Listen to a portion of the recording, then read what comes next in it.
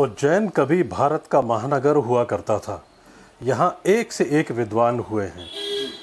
पुरोहित साहब, कैसे आप समझाएंगे कि उज्जैन उस समय क्या था? सार्वभौम नगर था ये। सार्वभौम मतलब सारी भूमि का एक महत्वपूर्ण नगर। तो सार्वभौम मतलब उस नगर में उस समय के दृष्टि से एक समग्रता थी। वो चाहे राजनीतिक क्षमता हो, सैन्य क्षमता हो, सांस्कृतिक क्षमता हो, साहित्यिक क्षमता हो, आर्थिक क्षमता हो, व्यापारिक जो केंद्र हो, इस हर दृष्टि से वह यहाँ पर महान नगर था। और इसलिए भी कि ये कालगणना का केंद्र था। तो इस तरह से वो आज जो महानगर होते हैं उस तरह का विशाल नगर नहीं था वो समय, लेकिन अपने समय का अपनी क्षमता और विशेषताओं के कारण वो विशाल था। इसीलिए उज्जैन का नाम विशाला भी थे। विक्रमादित्य के नवरत्नों में शामिल थे महाकवि कालिदास। क्या विशेषता थी इनमें, क्या खास था? विक्रमादित्य एक ऐसा राजा था जिसके परख की दृष्टि जो विशेष थी, और इसलिए वो व्यक्ति को पहचान लेता था कि उसमें क्या प्रतिभा है। इसी का परिणाम है कि वो खोज करके अपने सभा के लिए रत्नों को लाया, उनको एकत्र किया। कालिदास ने कहा है, संकेत दिया है अपने कुमार संभव में, न रत्नम अन्विष्यते मृग्यते हि तत्। मतलब रत्न खोजने नहीं जाता है, रत्न खोजा जाता है। तो ये एक प्रकार से संकेत है कि अपने रत्नों को उसने खोजा था। कालिदास भी उनमें से एक था, और उस रत्न की चमक अपने समय से लगा करके आज तक बराबर विद्यमान है। ये उसकी खोज का और कालिदास की प्रतिभा की विशेषता है। ये रत्न कैसे बना, ये एक अनुश्रुति मूलक कथाएं हैं। ये तो तदनुसार वो एक अपर व्यक्ति था और संयोग से राजा की राजकुमारी से उसका विवाह हो गया। और जब राजकुमारी को ज्ञात हुआ कि वह अपर है तो वहाँ अपमानित होकर के वो निकल गया। और उसके बाद में उसने सारस्वत साधना के द्वारा वो क्षमता प्राप्त कर ली कि सारे देश में अपने समय में ही उसका नाम हो गया। कालिदास कवि था। कवि तो अनेक होते हैं। महाकवि था, महाकवि भी अनेक होते हैं। लेकिन उन कविषु कालिदास, कवियों में कालिदास, ये जो उक्ति है प्राचीन काल से चली आ रही है कि कवियों में यदि कोई है तो वो केवल कालिदास है। तो ये केवल कालिदास बनने का जो प्रयास है, ये केवल प्रयास ही नहीं है, उसकी प्रतिभा है। तो प्रतिभा वो कहलाती है जो क्षण क्षण नवीनता की कल्पना कर सके। प्रतिपल क्षणे क्षणे यन्नवताम उपेति तदेव रूपम रमणीयताया। उन्होंने कहा कि रूप की रमणीयता तो वही है कि जो प्रतिपल जो है नवीनता, पुरातनता का यह निर्मोह, प्रकृति प्रकृति सहन एक पल एक। तो प्राचीनता जो है वो अपनी जगह है, लेकिन प्रकृति जो है पल पल अपने को बदलती है। वो जब पल पल बदलना है वो नवीनीकरण है। बदलना मतलब नवीनीकरण है, और ये नवीनीकरण प्रतिभा में होता है, और ऐसी प्रतिभा से संपन्न था कालिदास। कालिदास के जन्म को लेकर विद्वान एक मत नहीं है। आपकी शोध किस तरफ इशारा करती है, क्या कहती है उनके जन्म के संबंध में? परंपरा कहती है कि यह कालिदास संवत प्रवर्तक विक्रमादित्य का समकालीन था। इससे सिद्ध है कि वह ईसा पूर्व प्रथम शताब्दी में विद्यमान था। यह अपने आप में सिद्ध हो जाता है, और इसको कालिदास विरचित ज्योतिर्विदाभरण नाम के ग्रंथ में स्पष्ट कहा गया है कि वो नवरत्न थे, और नवरत्नों में ये विक्रमादित्य के नवरत्न थे, और सभा में हम विद्यमान थे और राजा के प्रिय लोगों में से थे, स्पष्ट कहा गया है। और वो ज्योतिष का ग्रंथ है, उसमें लाग लपेट नहीं है, साहित्यिक कल्पना भी नहीं है उसमें, और वो इसके द्वारा बनाया गया है, कालिदास के द्वारा बनाया गया है। चूंकि उसने ये तब बातें लिखी, इसलिए हमारे महाविद्वानों ने उस किताब को ही फर्जी बता दिया गया। लेकिन उस ज्योतिर्विदाभरण से के अतिरिक्त राजा भोज ने अपने श्रृंगार प्रकाश में, जो कि काव्यशास्त्र का विशाल ग्रंथ है, उसमें लिखा है कि विक्रमादित्य कालिदास को पूछता है। विक्रमादित्य कालिदास को पूछता है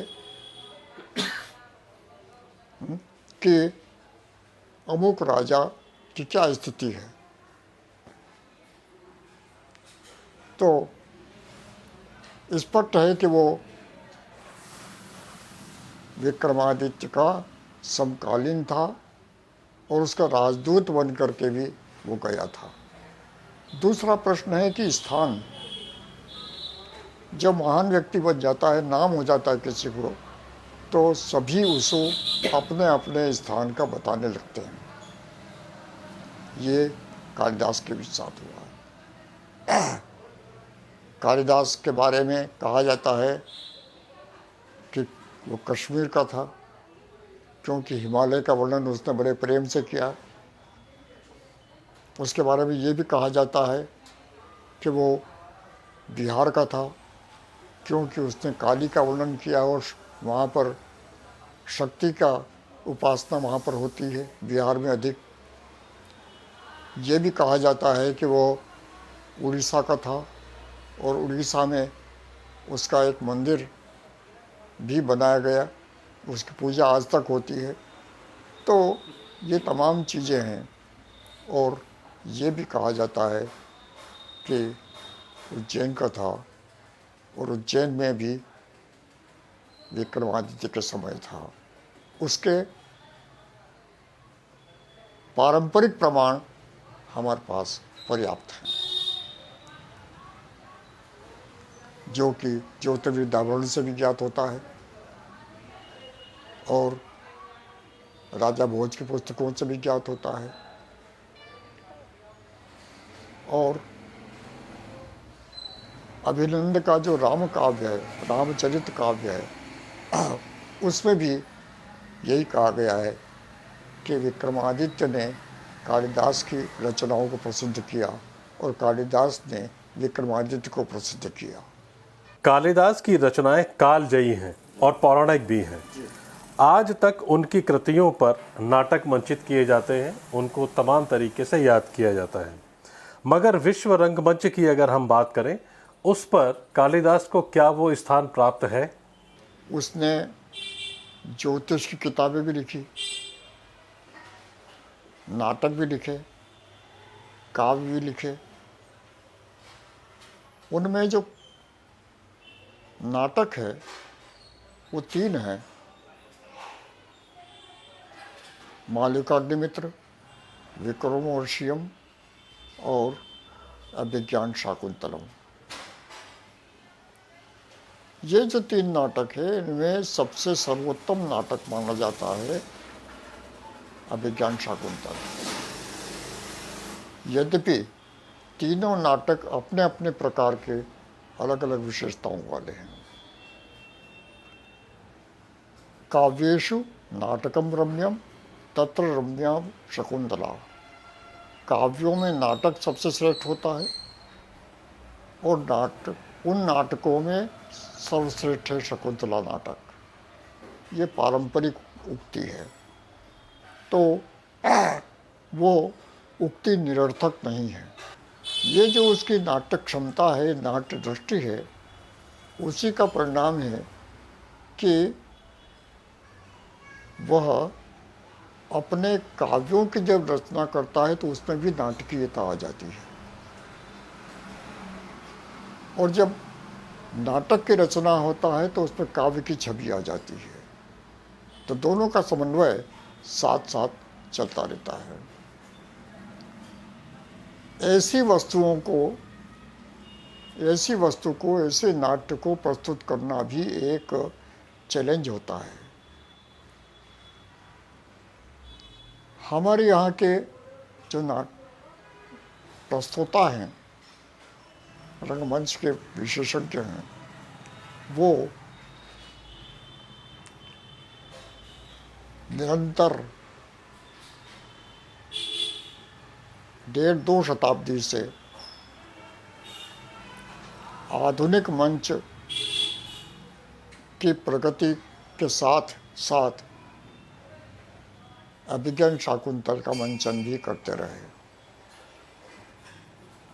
अन्य नाटकों का भी करते रहे और जनता का मनोरंजन भी करते रहे।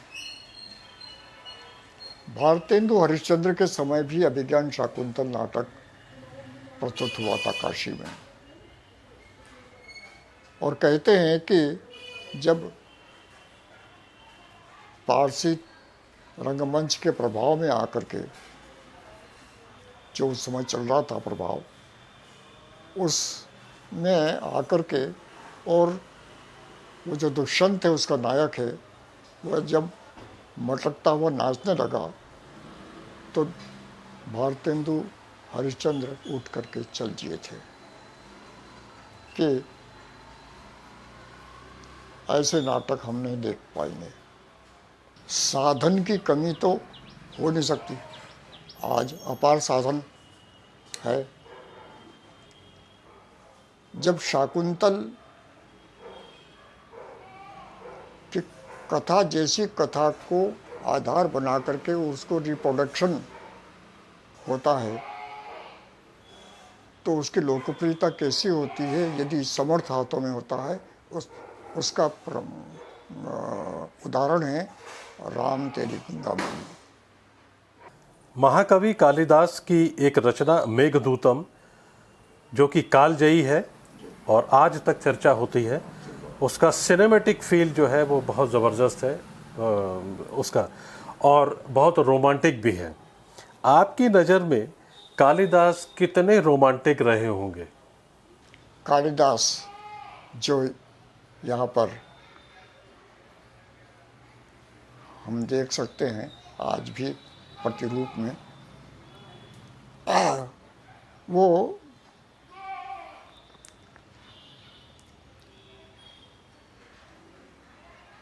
रोमांटिक थे, ये तो हमारी पूरी परंपरा कहती है,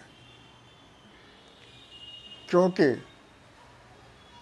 श्रृंगार और ललित उद्गार में कालिदास का कोई सानी नहीं। श्रृंगारे ललितोद्गारे कालिदासे कालिदास त्रयिकमु, ये राजशेखर ने कहा है 10वीं शताब्दी में। तो राग कालिदास जो है वो तो श्रृंगारी ही है मूलतः। उनका कोई भी ऐसा काव्य नहीं जो श्रृंगार मूलक न हो, कोई ऐसा नाटक नहीं जो श्रृंगार मूलक न हो। तो उसके अलग अलग शेड अलग अलग काव्यों में आए। तो इस दृष्टि से देखा जाए तो वो ऐसा लगता है कि मानसिकता उनकी श्रृंगार की रही है। उसी का परिणाम ये हुआ कि दूसरे रसों के साथ वो न्याय नहीं कर पाए। जैसे कई वीर रस होता है कि चर्चा आएगी, जैसे रघुवंश में आती है, तो वहाँ भी राम का तीर जब ताड़का को लगता है तो वहाँ भी वो उपमा श्रृंगार के देते हैं, जो कि उस प्रसंग के अनुकूल तो नहीं बैठेगी, लेकिन उनकी मानसिकता जाहिर होगी। तो ये स्थिति मेघदूत में तो आपको पद पद पर मिलेगी। वहाँ पर आकाश में तैरता हुआ बादल जा रहा है और जहाँ जहाँ नदियाँ आती है उन नदियों से पानी लेता जाता है। तो उन नदियों को, सब नदियों को कालिदास नायिका के रूप में देखता है कि जैसे मेघ जो है वो नायक है और उन नायिकाओं को उपभोग करता हुआ चला जा रहा है। तो ये इस बात को अलग अलग भिन्न भिन्न प्रकार से उसने प्रकट किया है। तो ये उसकी श्रृंगार दृष्टि है। तो और उस मानसिकता का के अनुसार ही जो कहानियाँ बन गई है कालिदास संबंधी, वो भी इसी बात को प्रकट करती है कि किस तरह से जो कालिदास है उसने कुमार संभव के 8वें सर्ग में जाकर के शिव और पार्वती का भी संभोग वर्णन कर दिया।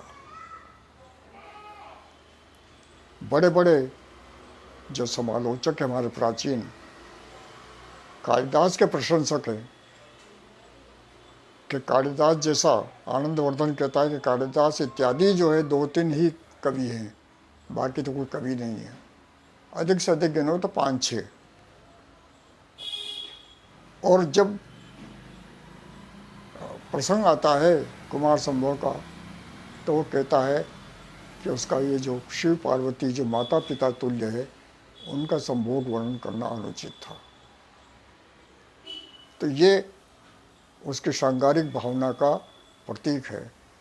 और ये भी एक कारण बताया जाता है कि उसकी कहानियाँ बनी हैं कि पार्वती ने भी उसको श्राप दे दिया था।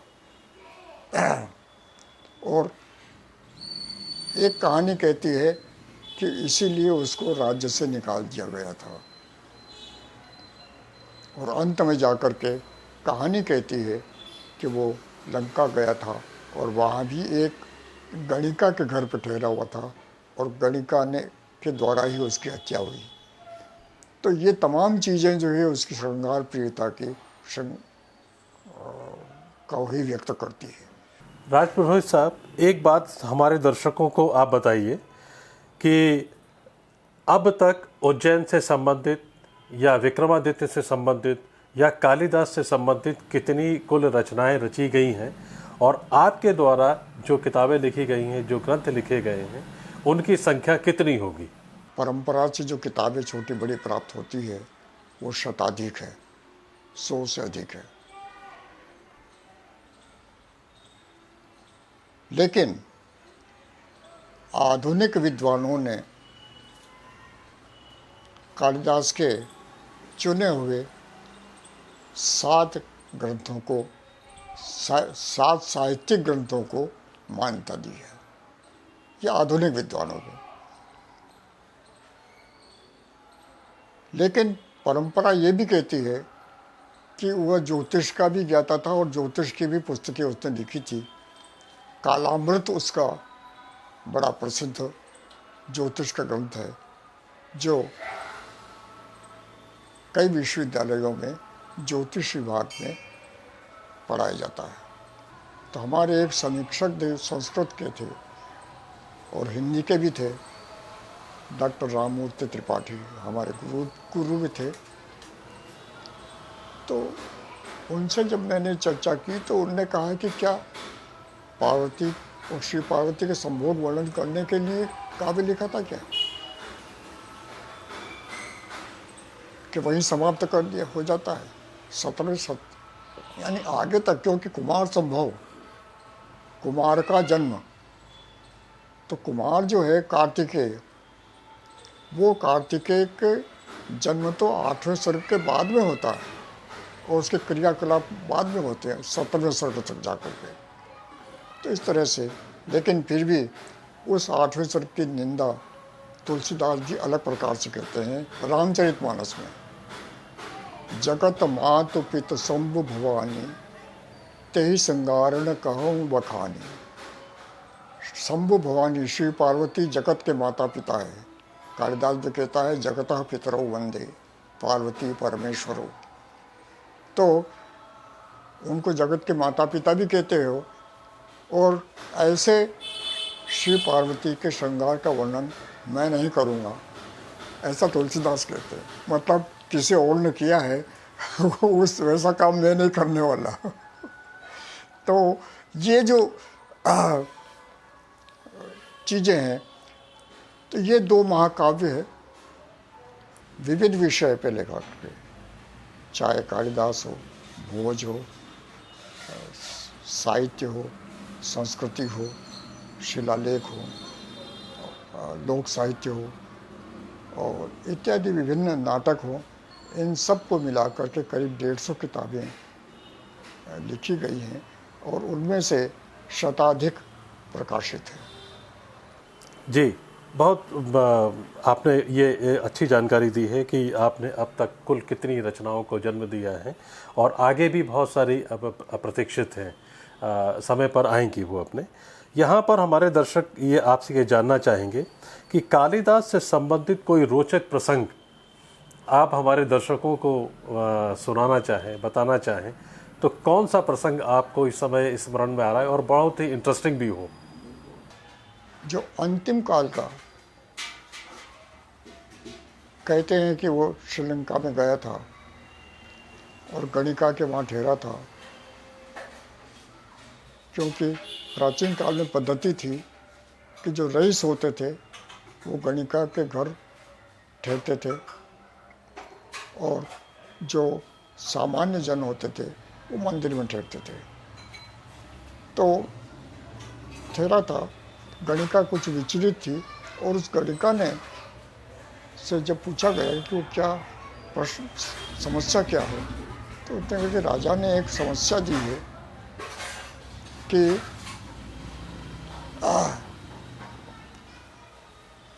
एक श्लोक का आधा श्लोक दिया है उसने, उसे पूरा करना है। यहाँ पर गणिका से आपका क्या तात्पर्य? गणिका से मतलब है वेश्या। तो वहाँ जो है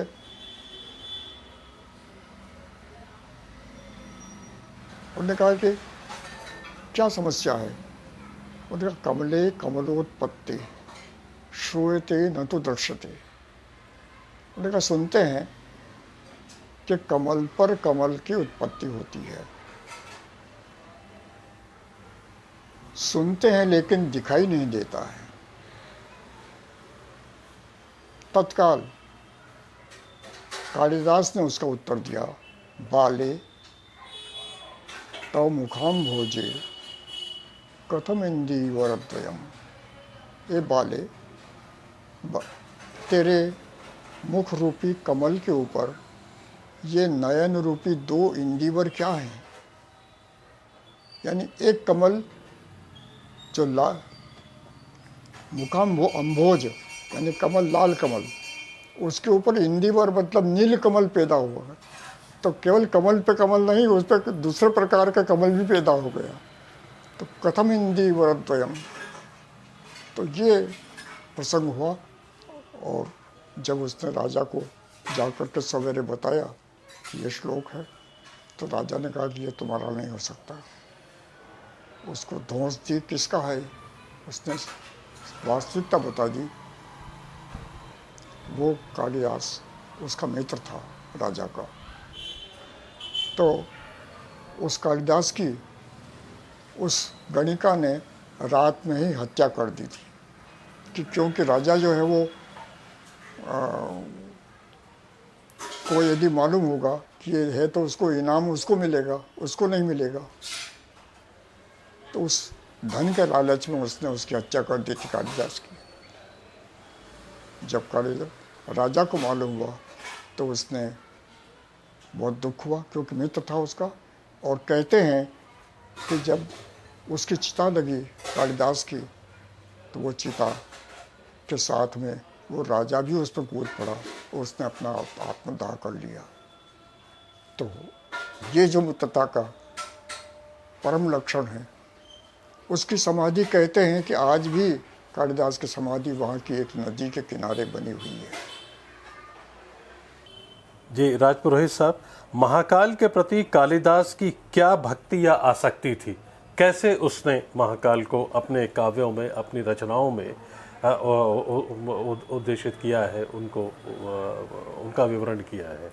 कालिदास शैव था, विक्रमादित्य शैव था।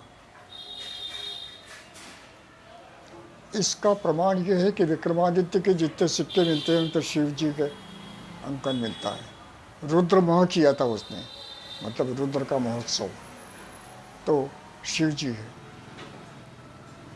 तो शिव का ही एक ज्योतिर्लिंग के रूप में महाकाल की अर्चना होती है। कालिदास अपने में रघुवंश का आरंभ, रघुवंश जो कि वैष्णव परंपरा का काव्य है, लेकिन आरंभ का जो स्तुति श्लोक है वो देता है, वागर्थाव संपृक्ति वागर्थ प्रतिपत्तये जगतः पितरो वंदे पार्वती परमेश्वरो। तो अर्धनारीश्वर रूप जो पार्वती और परमेश्वर शिव है, उनकी वंदना करता है, जो जगत के माता पिता है। तो ये उसकी आसक्ति है उसकी। यही नहीं, उसके सारे नाटक जो है, तीनों नाटकों का जो आरंभ है, उनके तीनों नाटकों के आरंभ में जो स्तुति दी गई है वो शिव स्तुति है। अभिज्ञान शाकुंतल के अंत में भरतवाक्य में आकांक्षा की गई है कि जो नील लोहित शिव जी हैं वो हमें मुक्ति प्रदान करें।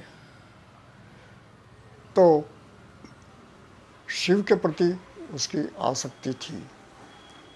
जब शिव थे तो महाकाल जो है वो भी ज्योतिर्लिंग है और शिव का एक रूप है। तो स्वाभाविक है कि महाकाल के प्रति उनकी आसक्ति, उज्जैन में रहते हैं तो महाकाल के प्रति आसक्ति होना बहुत स्वाभाविक है। और ये जो आसक्ति है, ये आसक्ति मेघदूत में स्पष्ट हो जाती है। जब मेघदूत में